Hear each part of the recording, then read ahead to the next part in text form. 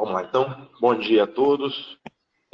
Obrigado aí, Marco, pelo convite. É sempre um prazer estar participando dos seus eventos.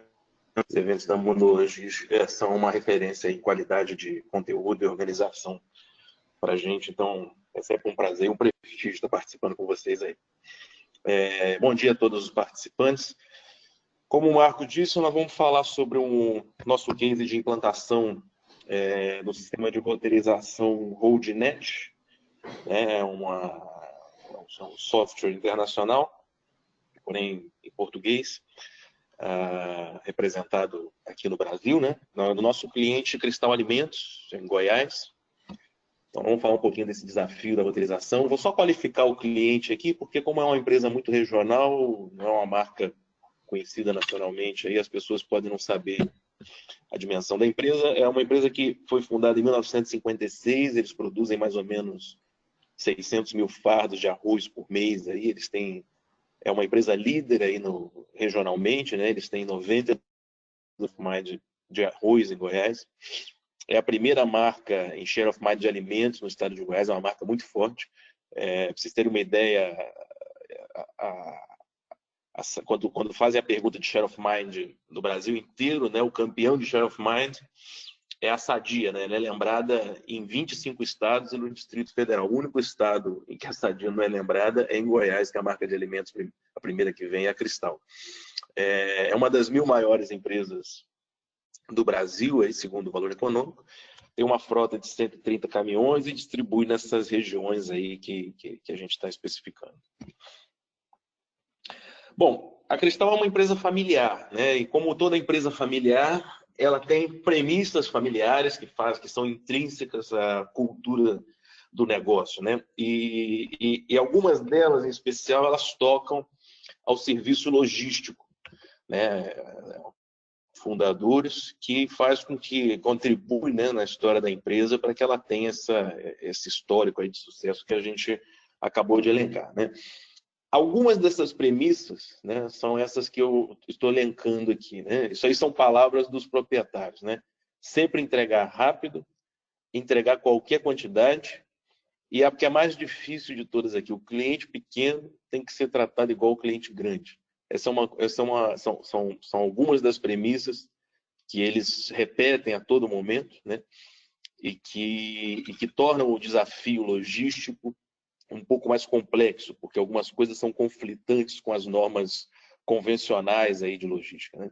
Então, quando eles falam entregar qualquer quantidade, é qualquer quantidade mesmo. Se o cliente pede um fardo de arroz, um fardo de feijão, um fardo de açúcar, e está num vilarejozinho que o caminhão tem que sair aí que pegar 80 quilômetros de estrada de terra para ele voltar depois para a rodovia principal, ou seja, rodar 160 quilômetros, tem que entregar esse fardo. Essa é uma premissa deles que faz com que a marca tenha essa abrangência, essa capilaridade que eles têm na região centro-oeste. Basicamente, a empresa tem duas regiões de atendimento, que é a região que são as regiões metropolitanas, que englobam aí a região metropolitana de Goiânia e de Brasília, os principais centros, e o seu entorno, cidades que estão satélites aí a essas capitais, e que tem um perfil de cliente distinto, nessas regiões aí eles têm restaurantes, shopping, hospitais, redes supermercadistas, e alguns desafios logísticos que se destacam aqui. O primeiro deles é o problema de toda a capital, região metropolitana que a gente conhece, a restrição de tráfego de veículos, seja restrição de horário, restrição do tipo, do tamanho do veículo, do tipo do veículo, as janelas de atendimento que são apertadas e você tem horários específicos para realizar determinadas entregas em shoppings, em hospitais, em restaurantes que estão em zonas comerciais, no centro da cidade, em grandes aglomerações comerciais. O nível de serviço, que é muito elevado, muitas vezes esses clientes trabalham sem estoques, o caso, por exemplo, dos pequenos restaurantes em grandes aglomerações comerciais, o cara trabalha sem estoque, porque ele não tem espaço para estocar, então ele precisa ser reabastecido com um fardo de arroz, com um fardo de cereal, com um fardo de feijão todo dia. E o tempo de retenção em grandes redes supermercadistas, né? O tempo que o caminhão fica preso lá para descarregar numa loja, no centro de distribuição, ele entra numa fila e, a princípio, você não conhece esse tempo, né? Então, esses são alguns dos desafios logísticos da região metropolitana. No interior, o perfil do cliente é um pouco diferente, né? São bares, mercearias, paradas em beira de estrada, fazendas, né? As fazendas, para quem não conhece o interior do Brasil, tem grandes refeitórios lá para atender os trabalhadores e tudo, então eles compram muitas vezes no atacado, direto da indústria, para reabastecer os seus estoques, né? Os desafios logísticos aí é a alta pulverização geográfica aí das entregas, então, quer dizer, a gente não tem aquela aglomeração que existe nas regiões metropolitanas, e o interior do Brasil, no centro-oeste, é muito peculiar, né? São pequenos vilarejos, são pequenos povoados que às vezes estão distantes aí 60, 70 quilômetros uns dos outros, com 300 habitantes, 500 habitantes. Então você tem uma população que consome poucos volumes e grandes distâncias percorridas para você realizar as entregas, né? Então, esse é um impeditivo para as grandes marcas chegarem até lá, e realmente só predomina quem tem políticas e premissas como aquelas que eu elenquei lá no início. Esse aqui é uma foto aí do caminhão, né, da Cristal Alimentos carregado, e esse aqui são algumas imagens aí de alguns trechos aí que os veículos chegam a percorrer para encontrar, para chegar até as suas localidades, né? Então você vê que às vezes são regiões extremas aí, né, de areia, de terra, de lama, tem travessia de balsa, entrega em ilha, tem tudo que vocês podem imaginar, né? E vamos falar então agora de como é realizado o processo de implantação de uma ferramenta de roteirização. E eu vou aproveitar o caso da Cristal para elencar algumas das ações que são necessárias para a gente viabilizar um roteirizador, né? Muitas vezes tem-se a ideia de que o roteirizador é um software que você instala, imputa lá os pedidos, as vendas realizadas, clica num botão e ele gera para você as rotas otimizadas, né? Nem sempre um roteirizador funciona dessa forma, né? Principalmente quando você tem uma região muito ampla, janelas de atendimento distintas, um fracionamento dos pedidos e das datas de entrega. Então, são variáveis muito grandes com as quais o roteirizador não consegue trabalhar com perfeição. Nenhum deles, né? Por melhor que esteja a ferramenta, se você não trata antes o processo, né? Se você não cria antes processos que permitam você obter o melhor uso do roteirizador, você tende a se frustrar. A ferramenta tende a não te entregar o resultado que você pode esperar, né? Então, nós dividimos a estrutura do projeto na Cristal Alimentos dessa maneira, né? Em 6 mãos, vamos dizer, né? De um lado entrou a Cristal Alimentos, né, que forneceu para a gente aí as janelas de entrega, as políticas de atendimento, a equipe realizou os mapeamentos aí das restrições de trânsito, o pessoal de TI fez a integração do ERP com o sistema de monitoramento, que eu vou falar um pouco adiante. Nós entramos com a parte de analytics, analisando a parte de análise de malha, de demanda, mapeando os custos de transporte, que é uma variável importantíssima, muitas vezes ela é negligenciada na parametrização do roteirizador, né? Você não apura os custos efetivos e joga lá uma estimativa de quanto custa o quilômetro rodado, de quanto custa a hora do veículo, e isso você distorce completamente a otimização do modelo de roteirização. Essa aqui é uma variável altamente negligenciada. A definição dos níveis de serviço por cliente, por região, por tamanho do cliente, né? As estatísticas de tempos, que também é uma variável altamente negligenciada na parametrização do roteirizador. Alguém chega lá e fala assim, o caminhão fica mais ou menos 5 minutos no cliente, e coloca 5 minutos como um padrão para todos os clientes, o roteirizador não dá certo, né? Então, não se realiza estatística de tempo, alguém vai lá e chuta um valor. Esse é um grande fator de insucesso na implantação de roteirizadores. E os indicadores de desempenho, que são as ferramentas que nós utilizamos para medir a eficiência da ferramenta, os ganhos que a gente conseguiu obter com ela e os pontos que precisavam ser melhorados, né? Então, a implantação do roteirizador ela passou por um processo de melhoria contínua, sempre que a gente identifica uma oportunidade, um erro, né, nós tiramos dali uma oportunidade de melhoria para manter a ferramenta sempre em seu estado ótimo. E a terceira mão aqui, né, que foi a Alces aí, que forneceu o RoadNet, entregando para a gente aí toda a parte de simulação e validação das estratégias e realizando as parametrizações e treinamentos do roteirizador para que a gente automatizasse o processo de roteirização. Na parte da estrutura, isso aqui também é uma decisão importante na implantação do roteirizador, né? É onde você vai alocar o departamento de roteirização, a pessoa que responde pela roteirização.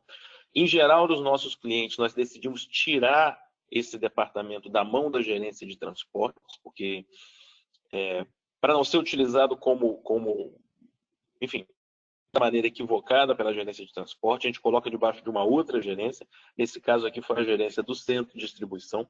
Então, a roteirização responde para o centro de distribuição e não mais para a gestão de transporte. E nós criamos um elemento aqui que é imprescindível num projeto como esse, que é a central de monitoramento, né? A torre de monitoramento logístico. Então, que também não responde para nenhuma das gerências. A torre de monitoramento é independente porque ela funciona como uma auditoria do trabalho que é realizado pela roteirização e pelo transporte. Eu vou falar um pouco mais adiante da torre de monitoramento. Qual é o cenário aqui que nós trabalhamos? Então, esse aqui é o mapa de Goiás, uma parte do Tocantins, mas só para vocês identificarem aqui como que é a concentração da demanda dessa empresa, né? Então, aqui as bolas maiores aqui representam onde nós temos mais demanda por entrega, né? Vocês veem claramente que parte das entregas está concentrada aí as grandes aglomerações estão concentradas aí no sul do estado de Goiás, e o restante são regiões bem fracionadas, né? Você tem muitos pontos pequenos com baixo volume de entrega, muitas vezes distante, né? Você vê essas regiões aqui que fazem divisa com a Bahia, por exemplo, né? Você tem uma quilometragem muito grande percorrida, com as piores condições de estrada para entregar volumes extremamente pequenos. Como toda empresa, nós encontramos alguns desafios referentes aos hábitos já existentes, né? Então, no caso da Cristal, por exemplo, nós tínhamos o hábito de que a rota do caminhão acompanhava a rota do representante comercial, e com isso você nunca tinha uma otimização, né? O representante fazia lá um circuito de cidades e ele determinava em que momento que o pedido ia ser liberado para poder fechar a carga dele, né? Aquele termo que a gente conhece, fechar o representante, ou seja, o caminhão fica parado no CD, esperando o representante terminar a viagem dele para poder autorizar a liberação de carga, né? Quando o correto seria, à medida que os pedidos fossem chegando, independente do representante, né? Pode-se aglomerar pedidos de 1, 2, 3, 5 representantes diferentes da mesma carga, mas à medida que os pedidos forem chegando para uma determinada rota, você enche o caminhão e distribui. Não precisa ser um caminhão todo de uma carga de um único representante, porque o caminhão fica sempre andando atrás do representante, né? Nós tínhamos alguns desafios técnicos também, né? Que antes da roteirização existia uma dependência enorme de um analista com conhecimento de rota para realizar a roteirização. Então, a gente precisava de alguém que conhecesse as regiões, as estradas, as cidades, para criar a roteirização manualmente. A empresa ficava na mão dessa pessoa. Essa pessoa normalmente vinha ex-motorista ou ex-ajudante de entregas e tal, alguém que tinha viajado e que conhecia, né? Portanto, assim, tinha baixa qualificação para realizar um trabalho que é extremamente analítico. Nós tínhamos muito problema de rota. Não conseguia treinar as pessoas, né, porque é uma coisa que depende de experiência prática. E existia um elevado número de variáveis de decisão, né? Quer dizer, você tem a sequência lógica, você tem a janela de atendimento, o tempo de atendimento, quanto tempo leva para entregar naquele cliente, se é um cliente mais demorado, se é um cliente que você entrega mais rápido, se você tem lugar para estacionar. Você tem a restrição do tipo de veículo, né? Se o veículo é permitido que acesse aquela região da cidade, ou se o cliente tem doca para receber um caminhão daquele tamanho. se precisa ser um caminhão maior ou menor. Goiás, por exemplo, tem algumas cidades históricas, né? Com ruas de paralelepípedo, onde não pode trafegar caminhão de médio ou grande porte, só caminhão de pequeno. Às vezes ia caminhões grandes aí para cidades onde ele não pode entrar, o caminhão voltava com a carga toda. Então, isso tudo são variáveis que são demasiadas assim, para a cabeça de uma única pessoa, né? Sempre tinha problema, né? Mandava o caminhão para uma determinada cidade no dia que era feriado e tal. Então, esses são problemas técnicos aqui que a gente encontrava. Quando o cara saía de férias, nós tínhamos um problema sério no nível de serviço com os clientes, porque o substituto dele não conseguia lidar com parte das variáveis que ele conseguia administrar. Aqui, para vocês terem uma ideia, quando a gente fala de restrição aí para trânsito de veículos, essa aqui é uma cena dessa, né? Isso aqui é o centro de Goiânia num dia normal, por exemplo. Não é horário de pico nem nada. Goiânia é uma cidade de ruas extremamente estreitas, de vias estreitas, uma faixa que normalmente nós entendemos aí em São Paulo, aqui no Rio, como para 2 veículos, lá andam 3. É uma cidade que anda, né? E a pessoa precisa ter conhecimento sobre isso, ou o software precisa saber lidar com essas restrições, para você não enviar um veículo errado e ele perder ainda mais tempo no trânsito, ou mesmo não conseguir acessar o cliente. E quando nós começamos a utilizar o roteirizador, então, né, depois da etapa de parametrização, implantação do roteirizador, nós começamos a comparar alguns resultados, né, simulados frente a resultados reais. Então, nós pegamos rotas que os caminhões tinham realizado, né? Esse aqui, por exemplo, era um controle manual que a equipe de transporte fazia, né? Tem até um erro aqui na grafia do rodômetro. Esse aqui era um controle manual que a equipe de transporte fazia, dos caminhões que tinham saído naquele dia, qual a quilometragem que os caminhões rodaram, e nós jogamos essa mesma simulação de entregas dentro do ambiente, dentro do software utilizador, e totalizamos qual era a quilometragem prevista para os caminhões rodarem e qual foi a quilometragem que efetivamente os caminhões rodaram frente à roteirização que tinha sido feita manualmente, né? E só em um dos indicadores, né, que é o de quilometragem rodada, nós temos outros indicadores de evolução, de nível de serviço, de número de entregas que o veículo foi capaz de realizar, mas apenas em um indicador de quilometragem rodada, os veículos rodaram na roteirização que era feita manualmente 59% a mais em quilometragem percorrida, por não seguirem as rotas planejadas, né? Ou seja, eles rodaram 58%, 59% a mais, num dia em que eles teriam rodado no total de 1.000 quilômetros, eles rodaram 1.700 quilômetros, por não seguirem um planejamento que o roteiro. Isso por si só já começava a demonstrar para a empresa o potencial de ganho que ela teria através de uma ferramenta de otimização de entregas. Aqui falando das estatísticas de tempo, né? Esse aqui é um parâmetro importante para a gente definir que esse planejamento aqui que nós vimos se concretize, ou seja, não é só você dizer eu acho que o caminhão fica preso no cliente por X minutos. Como eu falei para vocês lá atrás, esse é um erro gravíssimo, uma informação que as empresas negligenciam, porque dá trabalho levantar. Muitas vezes você não tem essa informação de background no momento em que você decide implantar um roteirizador e você chuta um número qualquer, né? Esse é o que a maioria das empresas faz. Como no caso da Cristal, a implantação do roteirizador já estava prevista no planejamento estratégico do nosso projeto de diretoria com eles, nós já vínhamos há um tempo levantando alguns desses dados, né? Um dos dados era esse, né? O tempo que o veículo ficava retido em cada cliente. Então, numa média estatística, né, nós entendemos que cada veículo tinha 2,4 minutos mais 8 segundos por fardo entregue, com um grau de confiança de 95%.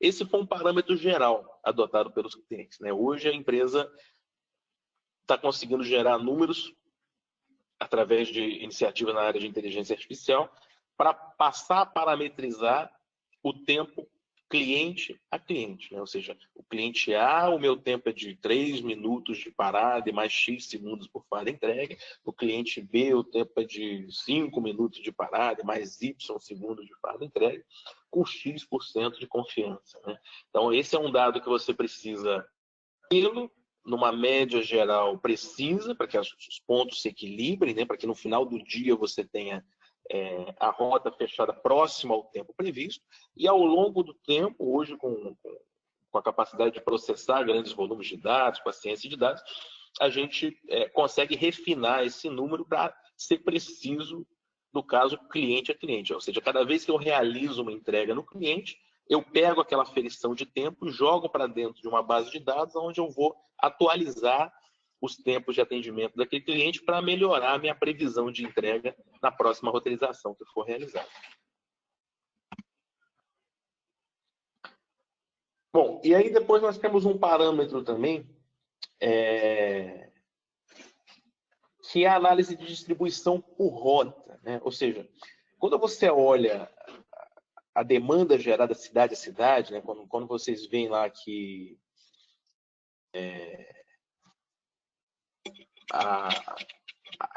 aquele fracionamento das cidades é muito grande, aquela pulverização de cidades é muito grande, né? Pequenos povoados, cidades com demanda muito baixa, distâncias muito grandes. Quer dizer, a frequência com que aqueles estabelecimentos colocam pedidos, ela é realizada no intervalo muito grande, né? Então você tem você não consegue fechar cargas com uma certa regularidade, né? Você tem cidades que você fecha uma carga a cada 15 dias, outras você fecha semanalmente, outras cidades a cada dia você tem praticamente uma carga fechada. Então, quando você plota isso num gráfico de distribuições, né? Para quem conhece um pouco de estatística, isso aqui eu estou projetando de maneira hipotética, né? N curvas de distribuição, N curvas normais aqui, como a gente chama, né? Que representariam cada cidade, né? Então, quando você plota cidades distintas, você vê esse comportamento aqui, né? Cada cidade eu tenho uma curva de distribuição que é mais larga ou mais estreita, conforme o tempo que eu levo para fechar cargas, o tempo que eu levo para aglomerar pedidos e fechar uma nova carga. Então, isso aqui é uma variável também que, na maioria das vezes, o roteirizador não sabe lidar. O roteirizador não tem parâmetros para lidar com isso. Então, você precisa transformar essas incertezas, né, em certezas. E existe um princípio estatístico que você... que, em tese, quando você junta todas as variáveis, quando você junta todos os dados em uma única base, você tende a normalizar esses dados, né? É uma explicação muito técnica isso, mas o que eu quero dizer é, se eu somar todos esses pedidos aqui, essas demandas que chegam de cidades distintas, e aglomerá-las por rota, que foi o que a gente fez, né? Eu tendo a fazer com que eu pegue todas aquelas cidades que têm várias largas e crie uma única rota com uma distribuição normal mais estreita, né? Com desvios padrões mais curtos, mais próximos. E foi o que nós criamos, né? Nós pegamos aí a região, juntamos diversas cidades e criamos dali uma rota. Né? Uma rota que aglomerava com o nome da cidade principal da rota, aglomerava todas as cidades aqui que estavam no entorno. Quer dizer, ao invés de eu gerar rotas aí contemplando cidades muito longe, ou cidades de maneira aleatória, eu só gero rotas para essas cidades que estão aglomeradas. E essas cidades aqui, elas foram selecionadas, pela malha rodoviária, que faz a conexão entre elas, e 2, pela sinergia que existia entre as suas variáveis. Ou seja, se eu colocar uma cidade junto com a outra, eu melhoro ou pioro o desvio padrão da geração de pedidos delas, né? E com isso nós geramos rotas, né? Nós geramos rotas dessa maneira, né? Ou seja, o CD está localizado aqui na região metropolitana de Goiânia, né? Aparecida de Goiânia, e vocês veem que todas as rotas elas têm o mesmo desenho. O veículo percorre um trecho longo sem realizar entregas e começa a realizar paradas, né? Nesse formato que a gente chama de formato pirulito, né? Você tem um trecho longo aqui que liga até uma determinada região, e essas entregas passam a ser aglomeradas, ou seja, aonde ele perde mais tempo, que é no fracionamento de entregas, ele percorre distâncias muito curtas. E isso faz com que o caminhão gaste menos tempo na estrada né? Menos tempo entre as entregas e tenha uma produtividade maior no trecho onde ele pode percorrer numa velocidade maior também, que ele pode andar numa velocidade mais rápida, que são nas BRs. Então ele não sai fazendo entregas fracionadas ao longo do caminho, como normalmente o roteirizador poderia sugerir. Você não imputa parâmetro nenhum quando você não cria nenhuma estratégia de rota, né? Então nós fizemos essas aglomerações aqui, por exemplo, né? O mapa não deixa você perceber a escala, mas isso aqui, por exemplo, é uma distância de quase 1.000 quilômetros, né, que o veículo percorre para depois ele começar a fazer entrega num raio de 200 quilômetros. Né? Então esses são alguns exemplos de rota, né? Aquelas são as pirulitas, a outra aqui são rotas circulares, né? Isso aqui é exatamente aquelas regiões que nós falamos que são muito pulverizadas, né? São pequenos povoados, distantes entre si. Então o caminhão realiza um número de paradas maiores, né? Um número de paradas maior, em um número maior de cidades ou de lugarejos e faz um circuito, né? Quer dizer, esse aqui também é o mesmo modelo. Você está levando o caminhão longe, num trecho muito longo, sem paradas, para que ele tenha produtividade, para que ele reduza o tempo em rota. E a partir do momento que ele chega nesse aglomerado de cidades que tem que geraram para mim uma rota com desvio padrão pequeno, ele começa então a realizar entregas. Qual que é o objetivo de você gerar rotas com desvio padrão pequeno, né? É exatamente você diminuir o intervalo de fechamento de carga. O tempo que você leva para complementar a carga, para fechar a carga do veículo, né, para completar a carga do veículo e poder expedir. Porque como essas regiões geram muito pouco pedidos, né, e as empresas são pequenas, né, como eu falei, são bares, mercearias, pequenas padarias, trabalham com pouco ou quase nenhum estoque, eles precisam que o pedido seja ressuprido de maneira rápida, né? Então, como a região gera pouca carga, se você esperasse aquela região ou algum aglomerado aleatório de cidade gerar carga, ou você faria rotas muito longas, onde o caminhão percorreria muitos quilômetros entre uma cidade e outra, ficaria muito tempo na estrada, e aí, por causa disso, você precisaria de mais caminhões, né? Ou você levaria um tempo muito grande para atender aquele cliente, fazendo com que o cliente comprasse de algum intermediário, um distribuidor local, alguma coisa, e não privilegiasse a tua marca, né? Então, nós fizemos isso para garantir que, mesmo em regiões de alto fracionamento, o caminhão tenha pelo menos uma entrega semanal, né? Há casos que nós temos entregas diárias, há casos que nós temos entrega a cada 2 ou 3 dias, e no pior dos casos, nós temos uma entrega semanal. Ou seja, para cada região de Goiás, nós temos a garantia, 95% de certeza, que é o nosso parâmetro estatístico mais utilizado, de que nós vamos fechar uma carga para aquela região por conta dessa aglomeração estatística que nós fizemos.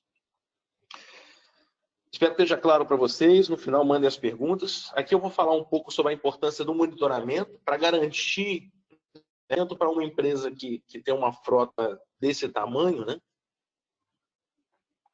É importante a iniciativa de uma torre de monitoramento logístico. Acho que um dos temas aí do seminário de hoje vai falar um pouco sobre isso. Para nós, foi imprescindível criar, porque a torre de monitoramento logístico ela antecipa problemas que o veículo pode ter em rota, ela dá suporte ao motorista em rota e, o mais importante, ela garante que o motorista esteja cumprindo a rota conforme o planejado, né? Então, nós temos aí os analistas de monitoramento que estão olhando esses 130 caminhões e verificando por que o caminhão está tendo algum atraso, se o caminhão tem risco de atrasar a próxima entrega ou não conseguir concluir o roteiro previsto para aquele dia, e faz as intervenções necessárias. Contata cliente, contata o representante comercial para acionar o cliente, verificar por que o caminhão está atrasado, por que está devolvendo uma mercadoria.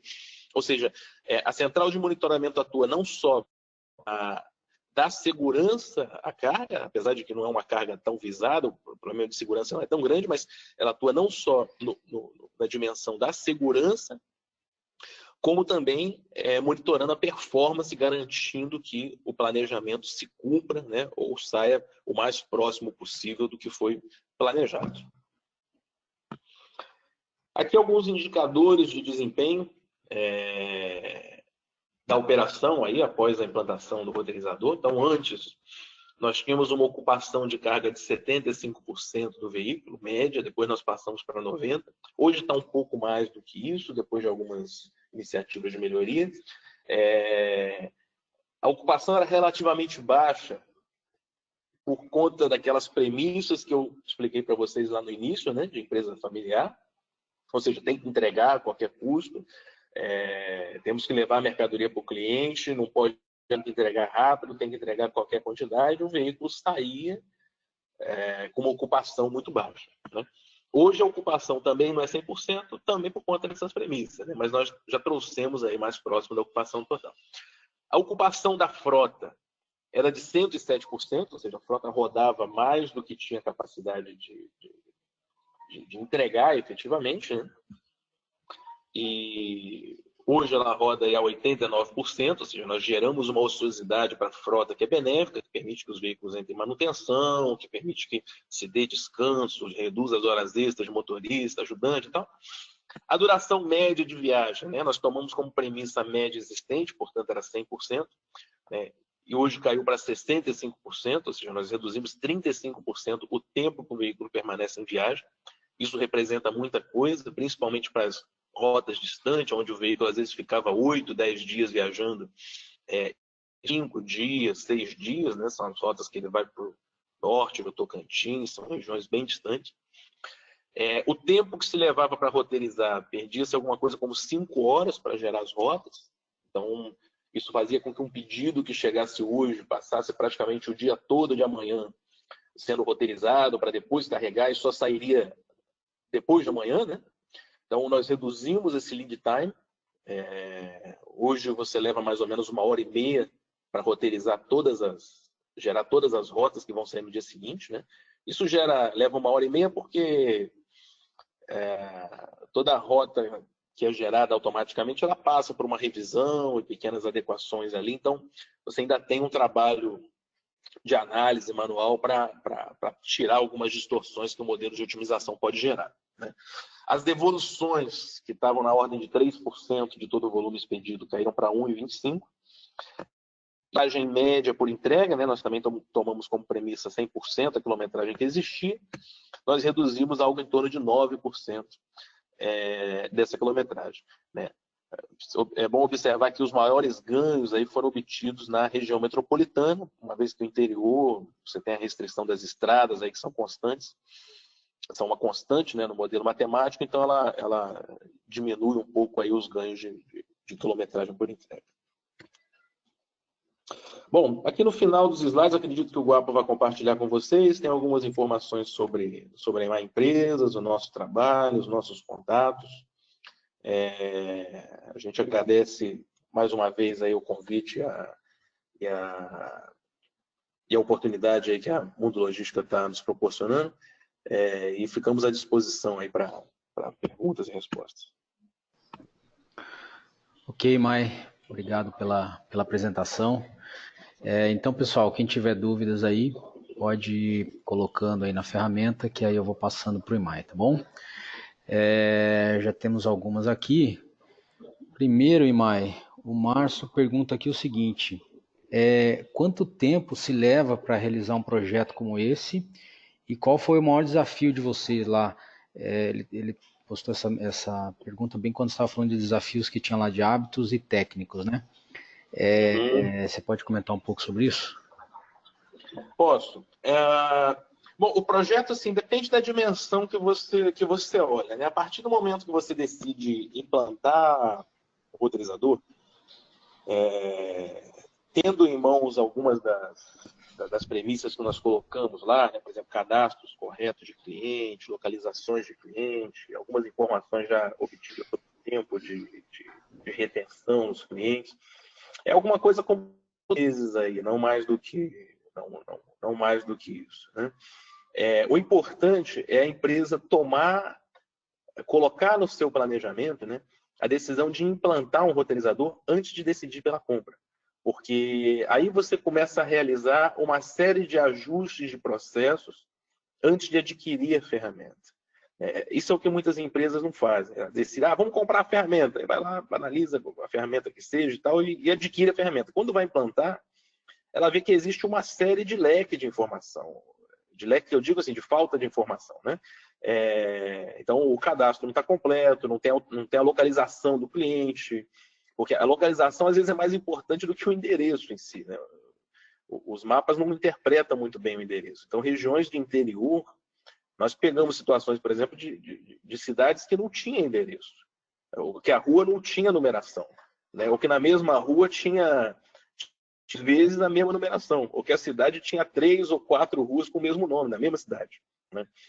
Então, você só ter o cadastro de endereço, né, nem sempre é suficiente. No nosso caso, por exemplo, nós orientamos que o nosso cliente gere um cadastro com as coordenadas GPS do cliente. Ah, mas eu vou levar um GPS em cada cliente e parametrizar as coordenadas? Como é que faz isso? Então, às vezes, nós criamos soluções muito simples, né? Por exemplo, nós criamos um Poka-yoke. Poka-yoke, para quem conhece as metodologias japonesas, é uma ferramenta que impede que você cometa erros, né? Então, o nosso Poka-yoke, para garantir que a gente obtivesse as coordenadas GPS do cliente, né, foi colocar no palm top do representante comercial, né, uma obrigatoriedade dele medir a coordenada antes de tirar o próximo pedido. Ou seja, nós atualizamos todos os cadastros de cliente no intervalo de 15 dias, né, que é o ciclo que os representantes levam para percorrer todos os clientes. Ele só poderia tirar o próximo pedido se ele clicasse no botãozinho lá no palm para tirar a posição geográfica lá, né, as coordenadas geográficas, para atualizar o cadastro do cliente. Pronto, estava resolvido o problema. Então, hoje em dia, são coisas simples de se obter, mas é importante que a gente tenha essas iniciativas um pouco antes de se adquirir a ferramenta. Senão você posterga um pouco, você alonga aí o tempo de implantação. Quanto aos maiores desafios, né? Eu acho que o maior deles é vencer alguns hábitos da área comercial, né? A logística está sempre em conflito aí, seja um conflito construtivo ou não, mas ela está sempre em alguns conflitos com os trade-offs da área comercial, né?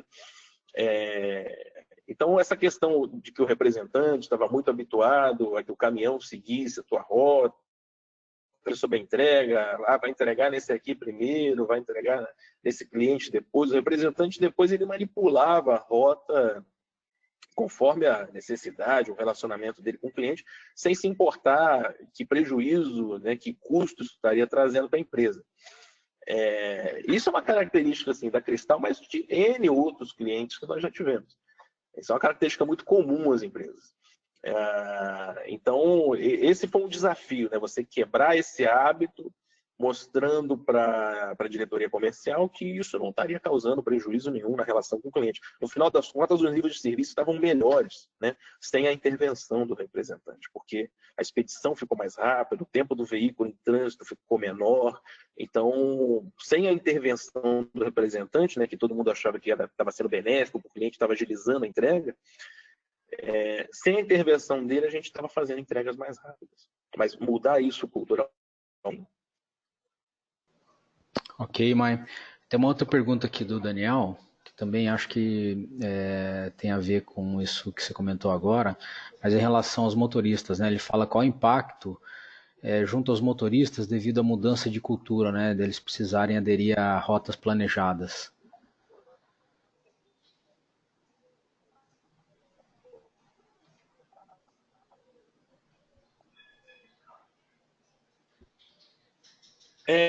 Também tivemos alguns problemas com motoristas que queriam fazer a própria hora. Na fase inicial do roteirizador, você passa por um ciclo, na verdade, de ajuste dos parâmetros, né? Então, o roteirizador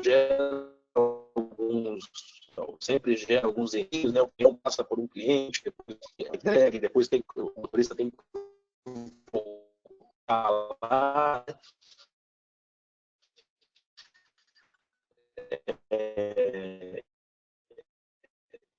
Mas tem uma coisa que é muito difícil de entender.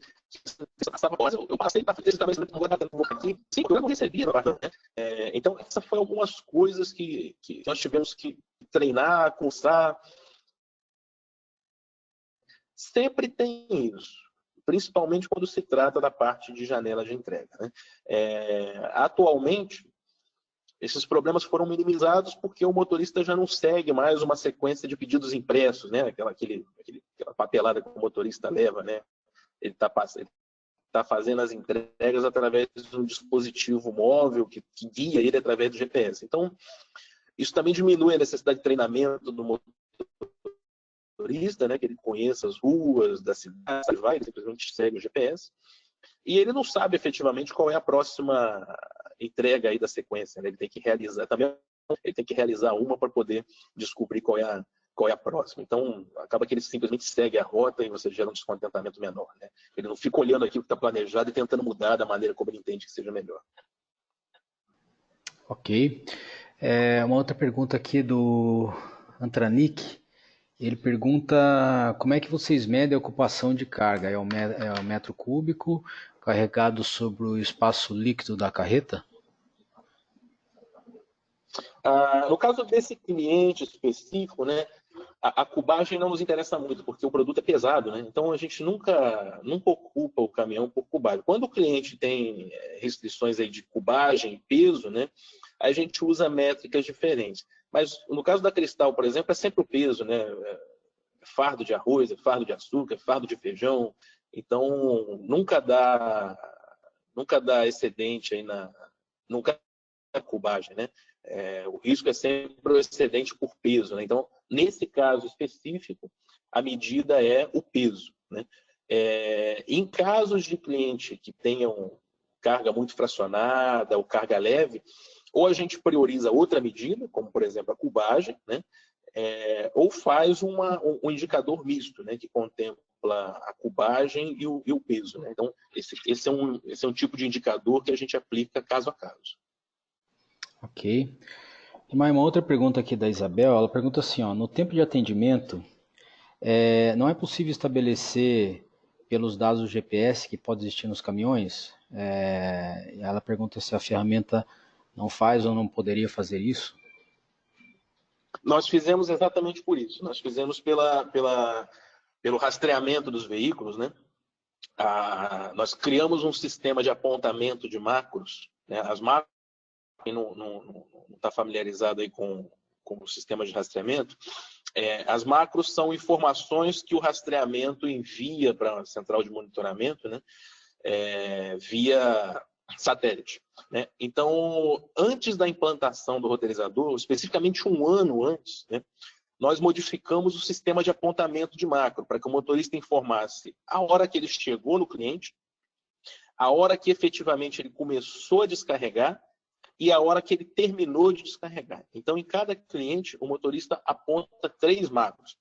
Esse apontamento das 3 macros, né, permitiu que a gente conseguisse gerar um modelo estatístico para entender quanto tempo o motorista leva esperando no cliente, né, que é a diferença de tempo entre o momento que ele chegou e começou a descarregar, e quanto tempo ele leva descarregando no cliente, né, que é a diferença de tempo entre aquela macro que ele começou a descarregar e a que ele terminou de descarregar. Com isso, nós descobrimos 2 dados. Qual é o tempo de espera dele no cliente, né, uma estatística disso, um dado estatístico disso, com um certo grau de confiança. E 2, qual é o tempo que ele leva em segundos para descarregar cada fardo, né? Nós cruzamos a informação de cada entrega. Levou tantos minutos, quantos fardos ele descarregou? X, né? Então, foi exatamente a ferramenta de rastreamento, que o GPS do caminhão, né, que nos permitiu gerar esses dados com precisão. Agora, como eu digo, né, é importante que a decisão de adquirir o roteirizador dispare uma série de ações antes da decisão de compra do roteirizador em si, né? Que é a captação desses dados. Senão, quando você adquire a ferramenta e tem um prazo aí da diretoria para a ferramenta começar a operar, você faz o quê? Eu jogo uma média aí qualquer, o roteirizador não funciona efetivamente. Um outro benefício consequente disso, não tem nada a ver diretamente com o roteirizador, mas que essa ação gerou e viabilizou para essa empresa, para a Cristal, foi o diário de bordo eletrônico, né? Então, esses apontamentos de macro, essa arquitetura de macros que nós construímos, né, assim que nós chamamos, ela permitiu que nós implantássemos na Cristal Alimentos o diário de bordo eletrônico. Então, hoje o motorista ele tem lá os tempos de de espera dele, né, que antes eram todos hora extra, hoje é convertido em tempo de espera. Enfim, todo o diário de bordo que antes ele anotava manualmente ao critério dele, né, nós temos apontado via esse próprio apontamento de macro que ele consegue gerar. E só para finalizar, é esse apontamento de macro que ele realiza continuamente, que retroalimenta a base de análise e mantém sempre o indicador de tempo do cliente atualizado. Então, se por acaso o cliente passa a ter algum viés, por exemplo, que às vezes tem uma obra que está acontecendo na rua, ou alguma coisa que mudou no tráfego, a vaga de carga e descarga que mudou de lugar. Então, em poucos dias, né, depois de umas meia dúzia de entrega naquele cliente, a gente já consegue identificar que houve uma mudança nos tempos dele e o roteirizador gera dados com esses novos números atualizados. Ok, Mai. Uma outra pergunta aqui do Gilberto. Ele pergunta se existe um percentual de redução de custos, né, com entregas após a implementação. Existe um número ou isso depende muito da empresa, da situação da empresa? Como é que funciona isso? Isso depende. Depende da eficiência com que a empresa já trabalha as suas entregas, né? Depende da complexidade das rotas, né? E depende das características da entrega. Então, não tem um número, não tem um número padrão, assim, né? Mas a gente acha, assim, pelas experiências anteriores nossas, que em termos de custo da frota, né, os custos variáveis e fixos da frota, você sempre tem aí alguma economia entre 10% a 20% dos custos praticados, né? Também não é muito mais do que isso e dificilmente fica abaixo do que esses 10%. Acho que está sempre nesse intervalo aí. Tá ok, Mai. Bom, eu queria te agradecer de novo pela palestra, pela tua disponibilidade aí, foi muito bacana. E se quiser deixar umas últimas palavrinhas, aí a gente vai passar para a próxima palestra aí, Mai. Não, tá bom. Só queria mesmo agradecer, mais uma vez colocar à disposição aí a todos que quiserem enviar alguma pergunta posterior. A gente está na ordem. Marco, obrigado mais uma vez aí pelo convite. Um bom